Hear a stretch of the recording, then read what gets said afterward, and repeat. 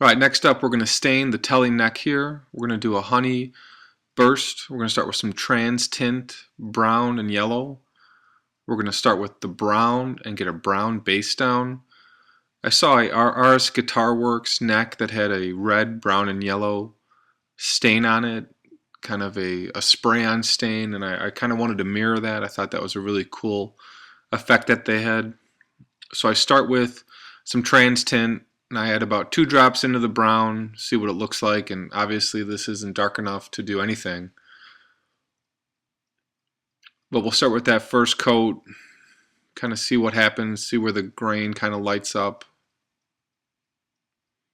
And it doesn't light up, so we got to add a couple more drops. We'll do that here. We'll add about 3 or 4 more drops, see if that gets us dark enough. Mix it around a little bit. Use the same rag. A little bit darker.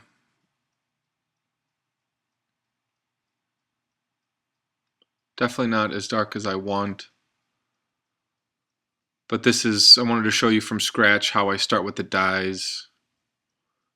A lot of times I add a lot of dark to begin with, but here I wanted to see the different coloring and see what it looks like.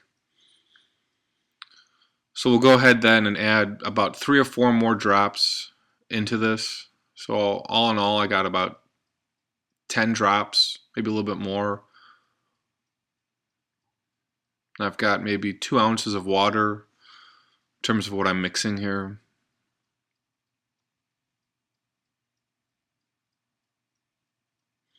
So definitely a lot darker. Could have started with this. But again, just wanted to show you how it looks. So we just rub this in all over the neck.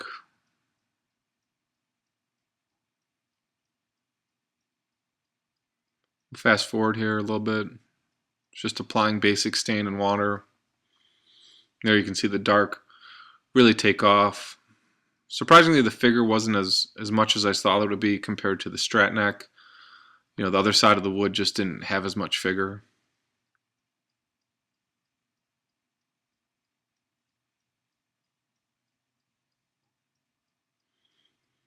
So it's like that mid piece of the neck has some really nice figure. And when you apply the water, you can see some scratches coming out. So there's some scratches there on the heel of the neck, and then where I had that little nib.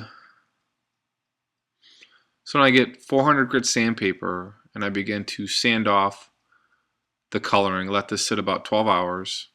And you can see I'm turning the neck as I'm sanding it, so I'm not taking off just one side. It's a lot more difficult than doing a guitar body that's flat. You got to turn the neck to sand properly. So you can see I'm just rocking the neck back and forth as I'm sanding, as I'm pulling off the color. So we'll let the color soak in nice and then just sand off where all the scratches are, and I'll have a scratch-free neck.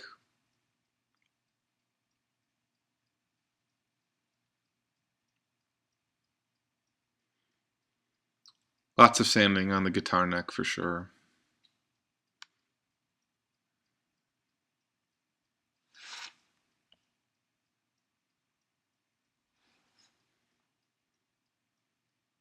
We'll turn the neck around, do the headstock here. You can see me every once in a while change the paper and wipe the sandpaper on the towel that I've got, keep the sandpaper clean, and get all the buildups off. So we'll just rock this back and forth. So I'll take the Transtint yellow here, and I've got about 4 drops and again 2 ounces of water. We'll begin to rub this on. You can see the beautiful neck here. It's got some really neat coloring. Brown and yellow on maple are really an outstanding combination. You get the brown into the flame, and then the yellow hits the light spot, and this is definitely honey or tiger eye or whatever you want to call it. Happy with the way this turned out. So then I'll go back with my brown and I'll start to feather the outside edge and go for more of that burst approach. Doesn't work out perfectly on the neck because you can see the line pretty good. You can't do as much feathering So what I'll do is I'll take the yellow and I'll rub it back and forth and try and get that to bleed in properly. And again, you can see me rubbing the neck back and forth, turning it with my hand to make sure I get that coloring in the right spot. And you can see that line, that hard line forming. So what I'll do is I'll add more yellow and I'll go back and forth.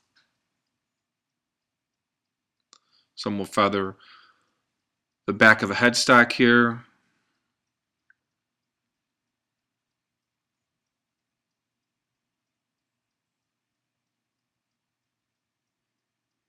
And we'll just dip and keep rubbing it in.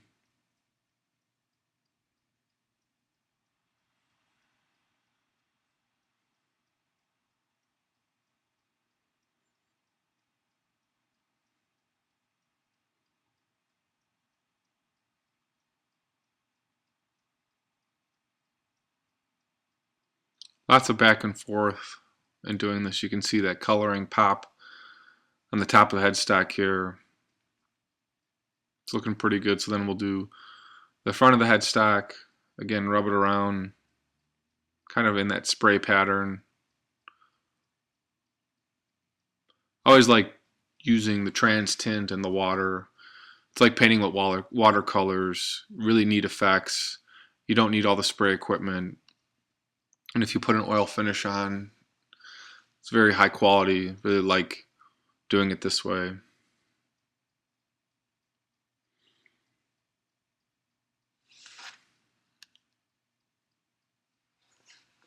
I'll go back and forth, clean up all the edges, make sure everything's looking good.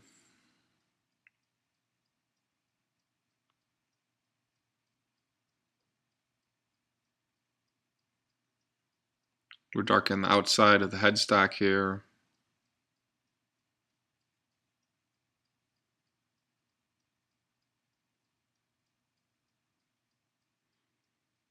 We'll do the very top, the end grain.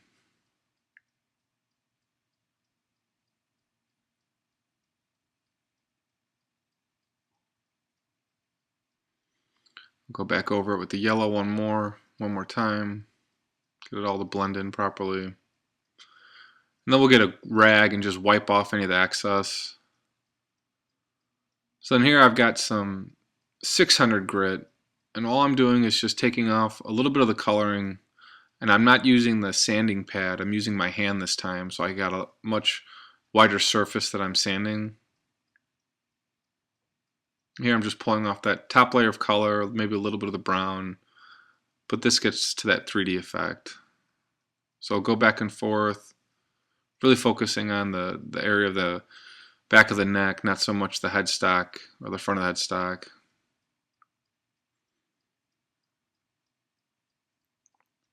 Just keeping the same effect across the neck.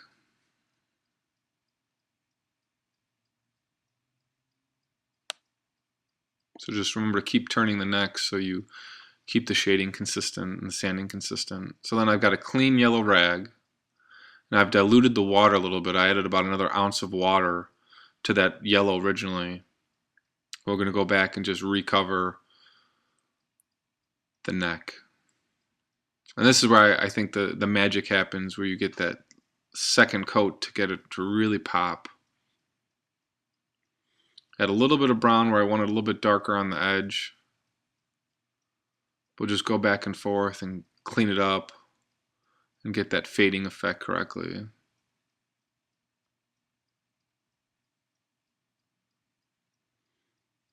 We're looking pretty good. Let it sit.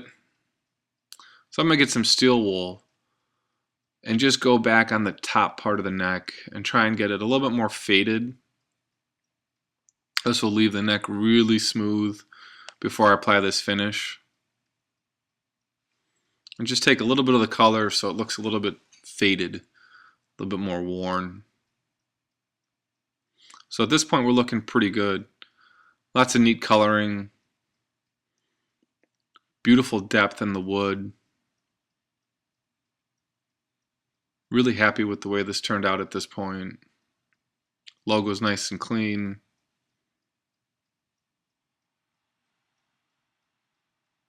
Back of the headstock's looking pretty good. All the scratches are off. Got that nice chunk of figure right in the middle of the neck there. Here we are, full 12 hours later, completely dry. Masked off the fretboard, and now we're ready to spray. Found this new finish. One of my friends sent me a link to buy this stuff, this Gunstock oil. Robert DeSutter from West Virginia said this is what they're using on Gunstocks, and I figured I'd give it a try. It's a polymerized tung oil, and I thought it would be very similar to some of the stuff I've used in the past, but this stuff is outstanding. Very simple to use. Just spray it on, let it sit for a couple hours, spray on another coat. You can wipe it down with steel wool to clean it up, get any of the nibs off, the burrs from the finished building. There you can see the great coloration on the back where I went for a little bit more of a faded look. But this stuff was really easy to use. You just spray it on and leave it. It's easier than True Oil. It doesn't stink. There's no CFCs in this spray either. So I actually sprayed this in the basement, just opened the window and put a fan in, and the house didn't stink. It doesn't have any of those really bad smells like True Oil. So I put about 6 coats on over a 3-day period, and the neck looks great. Really happy with the way this turned out. The finish is outstanding. Got all the sanding lines out. This is a nice satin finish. This will harden up over time, so I'll let this dry for about a week before I mount this on the guitar and kind of finish this one up. So thanks for watching, guys. See you guys on the next video.